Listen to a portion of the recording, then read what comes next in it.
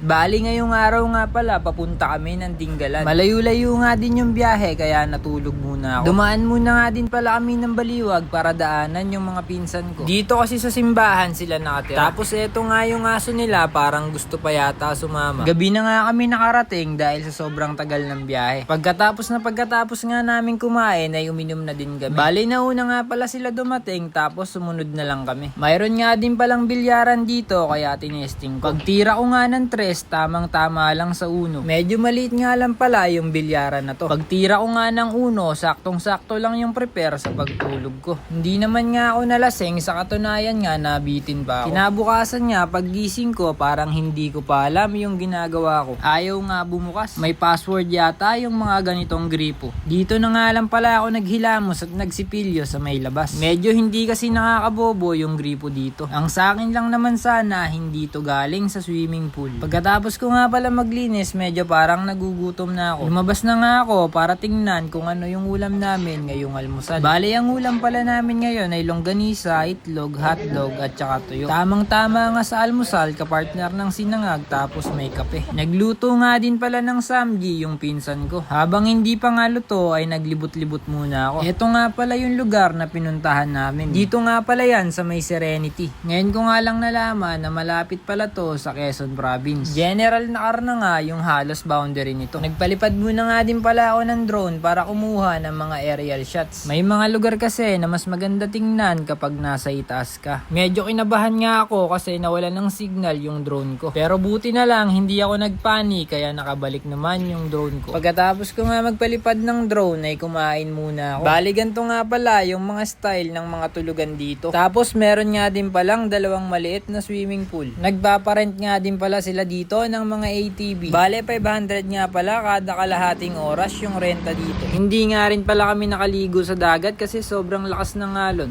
Kahit nga siguro sanay ka lumangoy, mahihirapan ka bumalik pag tinangay ka ng alon. Kaya ang ginawa ko, nag-drive na lang ako dito at pinagmasdan yung mga hampas ng alon. Pagkatapos nga ng kalahating oras ay bumalik na din ako doon sa may resort. Pagkabalik ko nga ay naligo naman ako dito sa may swimming pool. Alas 2 nga lang pala yung checkout namin, kaya talagang sinusulit ko na. Dapat nga pala nung November pa kami pupunta dito. Kaso nga lang na-postpone kasi binagyo nga yung Dingalan noon. Medyo maliwanag pa nga pero pauwi na kami ng Bulacan. Yung ganda nga ng dagat na to, hindi namin nakita nung papunta kasi gabi na kami nakarating. Bale Pacific Ocean na nga pala yan, kaya sobrang lakas ng mga alon. Dumaan muna nga din pala kami dito sa view deck ng butas na bato. Dumaan nga din pala kami dito sa may Gabaldon para magpicture. After nga magpicture dito ay umuwi din agad kami kasi malayo pa yung uuwian namin. Tapos dito na nga pala kami sa San Miguel nakakain. Masarap nga dito, testing nyo, promise.